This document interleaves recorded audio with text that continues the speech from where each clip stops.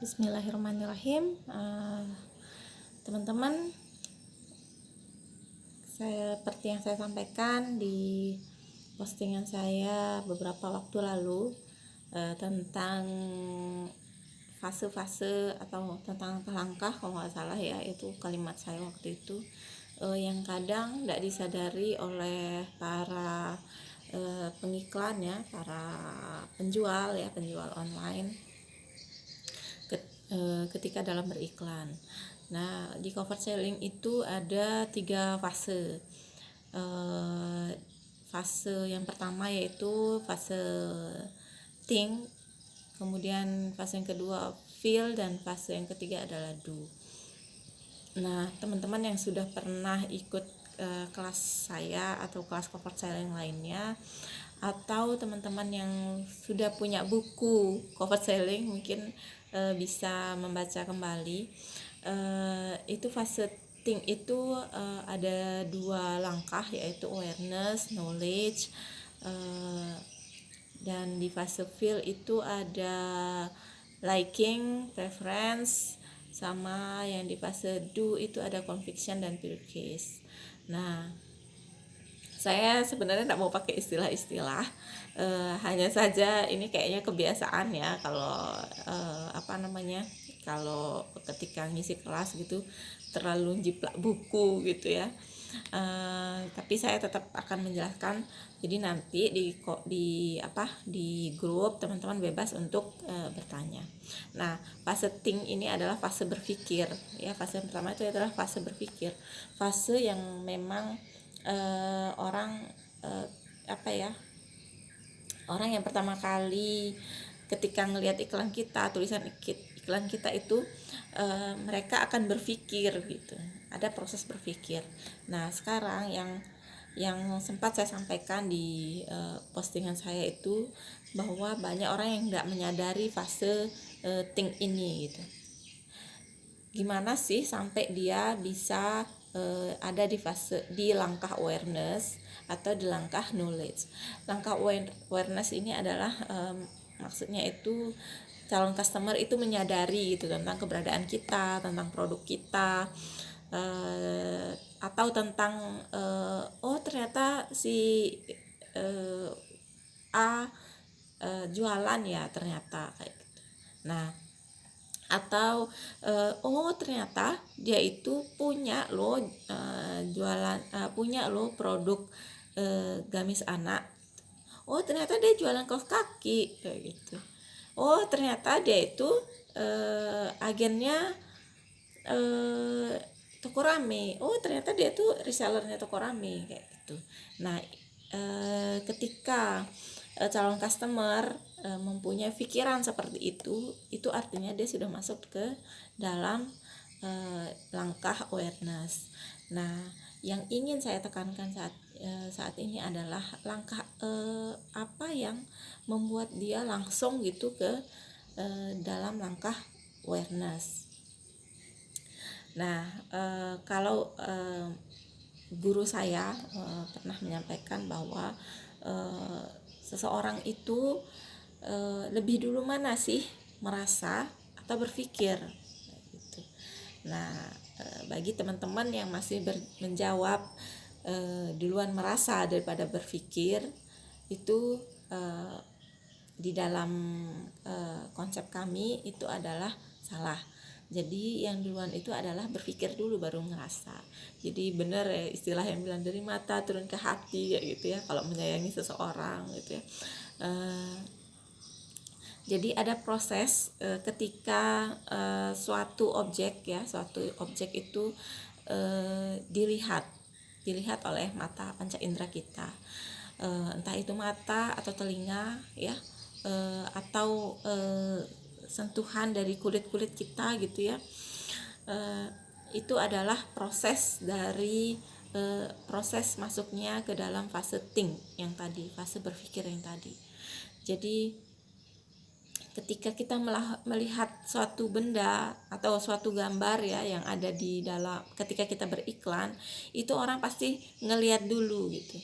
Jadi dia pasti hanya ngelihat dulu, memakai matanya gitu. Atau ketika kita nge-share video gitu ya atau gambar, itu pasti ada proses dia ngelihat dulu gitu, nggak langsung ngerasa kayak gitu.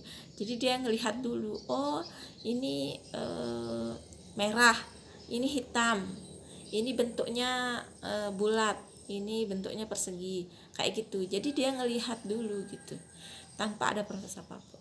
Jadi dia ngelihat dulu. Nah, proses ketika dia melihat dulu baru masuk ke proses ke otak. Nah, di dalam otak diolah ya, di otak kita diolah, baru diturunkan ke perasaan, ke hati kita. Nah, di fase think ini adalah fase dimana kita akan semaksimal mungkin membuat calon customer kita itu mau untuk melihat. Itu sebab saya beberapa kali sampaikan bahwa iklan kita itu hanya mempunyai kesempatan sekian detik untuk menarik perhatian calon customer kita, sehingga bikinlah iklan semenarik mungkin. Itu sebab di dalam cover selling kita ndak belak-belakan gitu ya untuk menjual, untuk membuat calon customer kita tertarik atau nge-pause ketika dia nge-scroll sekian postingan, nge-pause, oh ini loh ternyata kalau dia menarik iklan kita, pastinya banyak calon customer yang mau membaca postingan kita itu. Nah, gimana sehingga di langkah awareness ini seharusnya kita melakukan tidak hanya tulisan yang menarik gitu ya, tetapi menurut saya tampilan dari iklan kita juga harus menarik. Kalau perlu ditambahkan gambar gitu ya, ditambahkan gambar yang memang menarik gitu ya, atau tidak ditaruhin gambar tapi kata-katanya menarik gitu.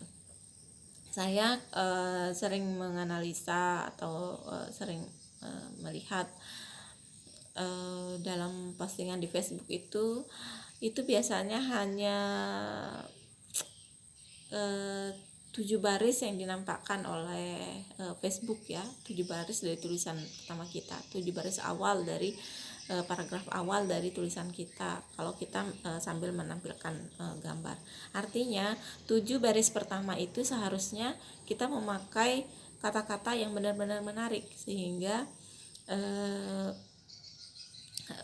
calon customer kita tuh mau untuk berhenti nyekrol tulisan kita. Nah, 7 baris ini difungsikan benar-benar benar-benar inilah pemilihan kata yang agak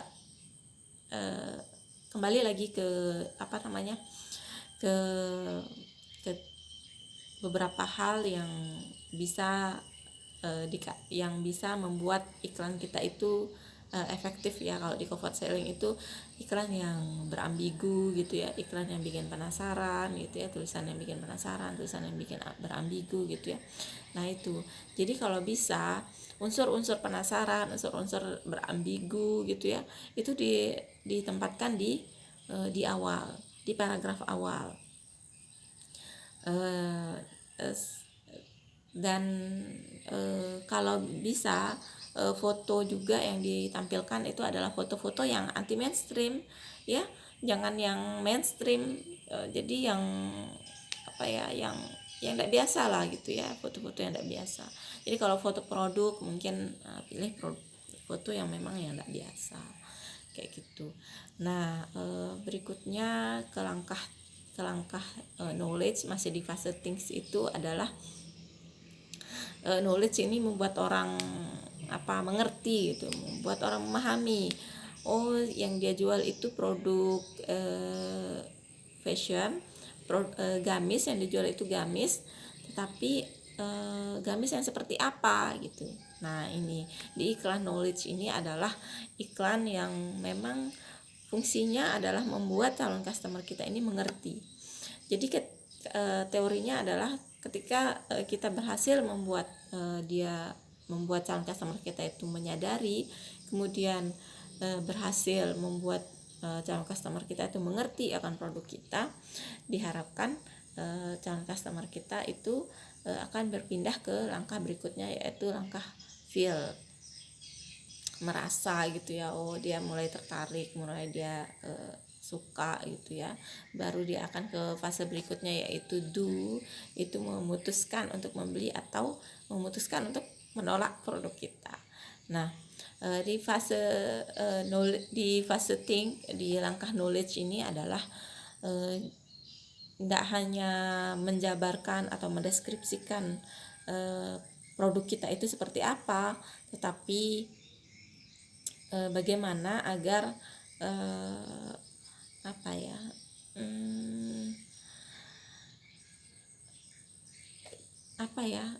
lebih spesifik gitu ya, produk-produk kita itu dijabarin lebih spesifik, tidak hanya mendeskripsikan dia kayak gimana gitu ya, ditampilkan juga manfaatnya. Jadi kalau buat saya di iklan knowledge itu iklan yang memang benar-benar berenergi kalau buat saya. Berenergi dari segi ini dari segi pengetahuan yang kita tahu gitu dari produk yang kita jual gitu. Itu banyakin di itu, sehingga kalau saya ngiklan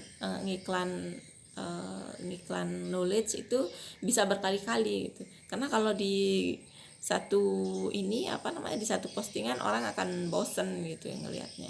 Jadi saya biasanya iklan saya tuh bisa berkali-kali gitu. Jadi misalnya dia toko rame itu jualan tanpa modal kayak gitu. Nah, saya akan bikin satu postingan tentang jualan tanpa modal dalam satu itu gitu. Kemudian itu sudah satu postingan. Nah, di postingan yang berikutnya jualan di toko rame itu tidak perlu nyetok kayak gitu. Nah, saya akan tampilkan di satu postingan lagi kalau jualan di toko rame itu tanpa stok gitu. Nah, toko rame itu diajarin gitu cara jualannya, bahkan diajarin langkah-langkah kita berbisnis, gimana sukses berbisnis, bagaimana punya tim dan yang lainnya, diajarin, didampingi sama mentor. Saya akan bikin satu postingan khusus untuk ngomongin bahwa di toko rame itu didampingi oleh mentor-mentor kayak gitu. Nah, kayak gitu. Jadi iklan knowledge ini justru iklan yang memang benar-benar berenergi gitu untuk kita. Nah, itu ya.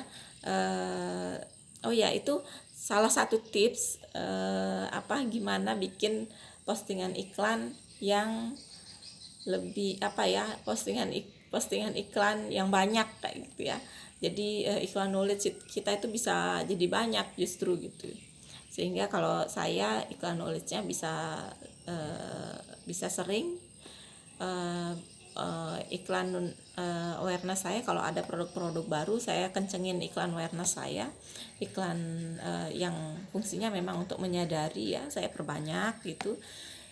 Kemudian mungkin 1 atau 2 baru iklan knowledge. Tapi kalau dia produk lama, saya perbanyak iklan knowledge-nya. Itu bisa postingan jadi beberapa kayak gitu teman-teman ya. Jadi teman-teman kalau beriklan tidak perlu mikirin customer itu bakal membeli atau tidak, iklannya bagus atau tidak.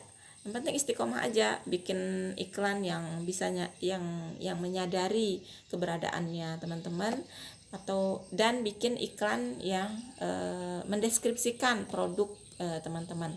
Deskripsi yang tentunya yang greget ya, yang tidak hanya jabarin komposisi misalnya kayak gitu ya, tetapi lebih ke bermanfaatan kalau saya, karena sesuatu produk yang berhasil diterima oleh calon customer adalah produk yang memang bisa memenuhi kebutuhannya gitu. Jadi insyaallah kemungkinan kecil produk itu akan ditolak kalau kita bisa membuat produk kita itu adalah menjadi solusi calon customer kita. Nah, kayak gitu ya teman-teman. Yang lainnya silakan teman-teman kita diskusi di grup ya. Sekian, wassalamualaikum warahmatullahi wabarakatuh.